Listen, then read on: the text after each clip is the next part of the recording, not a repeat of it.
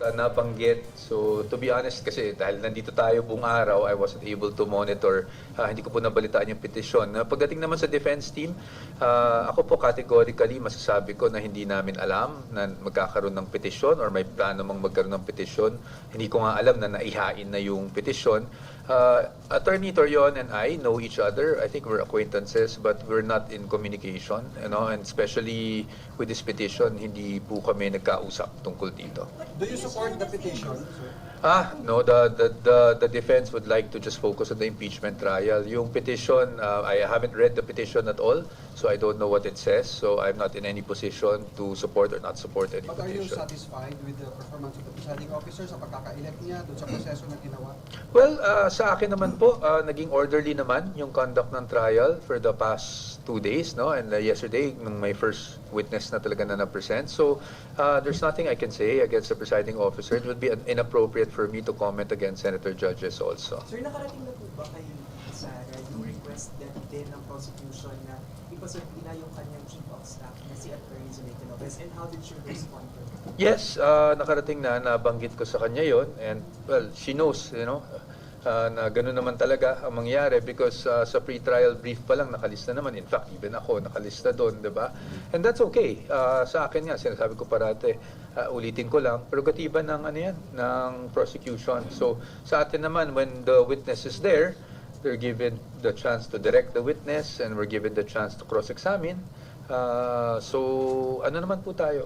Talagang normal sa proceedings. I don't think there's anything wrong with that. Attorney Torion, walang hindi kinonsult si Vice President Sara Duterte. I cannot speak for the Vice President kung nagkausap sila, but as far as I know, wala namang nabanggit sa akin ng Vice Presidente na alam niya to or may nagkausap sila. So, as far as I know, no, walang ganon. But kami sa defense, I can only speak for the defense, no? And for the defense, hindi talaga kami nag-usap at all. Base sa paghahanda ng defense attorney, same length ba ng oras ang ibubugol ninyo sa cross-examination kay Calilo today? Hindi natin masasabi. Hopefully naman, syempre kami, ang gusto namin, and even the prosecution for sure, ang gusto naman namin mapabilis lahat ng proceedings. Kahapon, in fairness to the prosecution, kinakailangan lang talaga yung ganung oras because, you need the witness to identify, authenticate all these documents, paano niya in-extract, etc. So, just to be fair to the prosecution, kung kami man yun, siguro ganun din kahaba because you really need the witness to do that, no?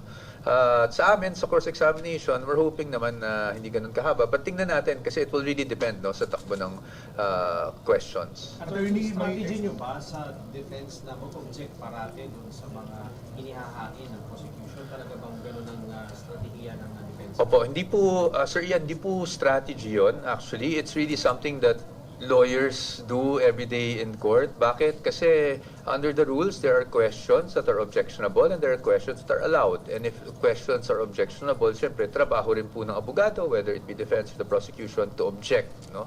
And the rule is that in terms of testimony being given by a witness, that we have to object as soon as the ground is apparent, no? Ibig sabihin, pag lumabas na at napansin mo na objectionable yung question ng kabilang panig, dapat mag-object ka na kagad. Kasi kung hindi ka mag-object, that will be considered waived, no, on our part.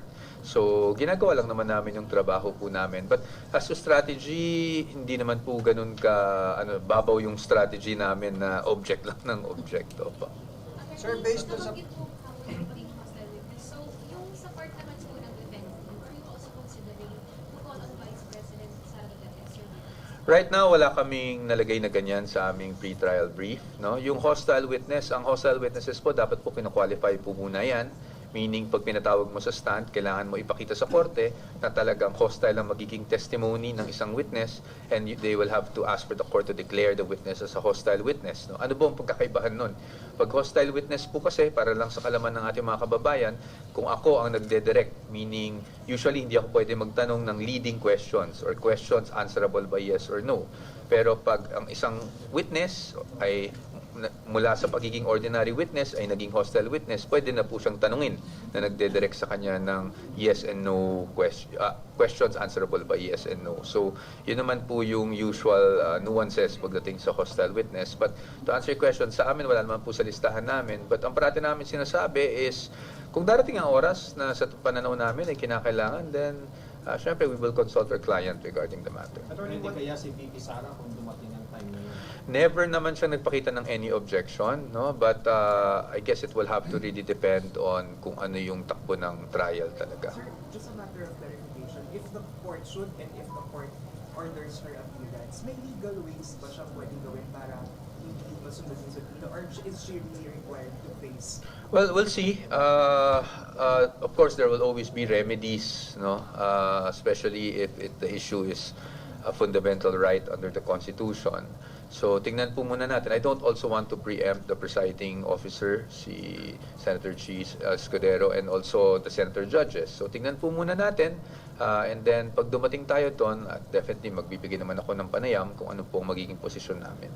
Attorney, sir, pagka po pinasabi na siya as hostile witness, i-assert po ba ng defense yung kanyang right against self-incrimination? Isa yan sa mga bagay na available to us. Of course, I know kahit kahapon nabanggit ang presiding officer that these things might be debatable, diba? So, tingnan po muna natin, no? But kasi ang hirap magsalita habang wala pa naman yung motion ng prosecution. So, tingnan lang po natin, but definitely we're aware of the remedies available to us. And then, syempre, it will be done in consultation also with the Vice President. Attorney, according to prosecution, there's still a possibility for them to question yung 16 threshold to convict the Vice President. What's the reaction of the defense? I think naman that in fact, nasabi yun, I think doon sa proceedings natin, that any party has the right to raise an issue before the appropriate forum, whether it be the Supreme Court, no, to question yung ganung current standing or position ng impeachment court that it has to be 16 to convict. It's well within their rights, but of course, if they file, I'm sure the Supreme Court or whatever appropriate forum they file that in will ask us to give our comment also. Pero hindi ba magiging pangamba sa defense team kung bababa yung threshold? Hindi pa namin iniisip kasi nga nung tinatanong niyo ako 2 weeks ago, ang sabi ko is wala pa namang categorical pronouncement. Ngayon, nagkaroon ng categorical pronouncement na 16.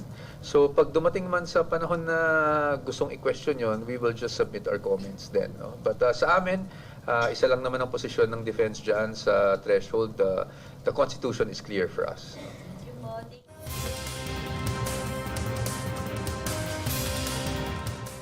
The Constitution is clear. All members of the Senate. Sir, magiging regular ba yung pag-visit ni Vice President dito? Wala kaming schedule. Yung kahapon po talaga, kaya nga ayokong bigyan ng laman sana yun kasi yung kahapon biglaan lang that we asked for a meeting, she was available, and she also wanted to see us, and she also wanted to thank everyone in the defense team in person. So napag-usapan na dadaan siya kahapon. Pero kung kailan siya pupunta next, hindi pa po namin napag-uusapan. Sir, habol lang. Baka nasabi ni VP, ano po yung napag-usapan nila ni Senator Marcoleta nung binisita niya dun sa PNP General Hospital? Ay, hindi namin napag-usapan, ma'am. Kasi, Was planned? Was she but planning to visit? I don't know. I'm not from OVP anymore, so I'm only her lawyer. So I wouldn't know her schedule, but hindi namin napag-usapan kung ano yung ano. And I think that's something private to them, so she's not the type also to naikwento kung ano yung mga napag-usapan. Sugan ko lang po yun. Can this affect the case? Kasi as we all know, Senator Marcoleta can still vote. I mean, at this point, sabi nila, may posibilidad pa rin na pwede siyang pamotohin doon sa kaso ni Sara. So yung meeting po ba nila ay mapaling maka-apekto doon sa kaso? I don't know. I think well, I don't want to speculate, to be honest, but she always visits naman people who consider her friends and give her support, diba? Syempre lalo na mahirap yung katayuan ni Senator Marcoleta. So, but will it affect the case? Nababanggit na naman sa impeachment court, diba, na if hindi ka makapag-participate one way or the other, then that's actually in favor of the defense because abstain ang mangyayari, hindi ba? Or no vote. So, yung mga ganyang bagay. Medyo masalimuot. I don't want to, we're just talking here, no, as on a theoretical sense. So, I don't want to get into the merits. Hintayin na lang natin kung may maghain ng petisyon, dahil sabi naman, baka may maghain, and we will comment. Thank you. Thank you. Sabi po ng defense, clickbait daw po yung pagbisita ni Vice President Sabi ng defense? Sabi ng prosecution. Si Ortega daw po nagsabi na clickbait daw yun. Well, he's entitled to think whatever he wants to think about it. I respect Representative Ortega. But sa amin, sinabi ko lang sa inyo kung ano yung totoo. In fact, when I came in here, ayoko nang mag-expect kayo. So sinabi ko na kaagad no, na she's only here for a meeting with us. Thank you. Thank you. I have to go na kasi magto 2 p.m. na po. Maraming salamat. Maraming salamat.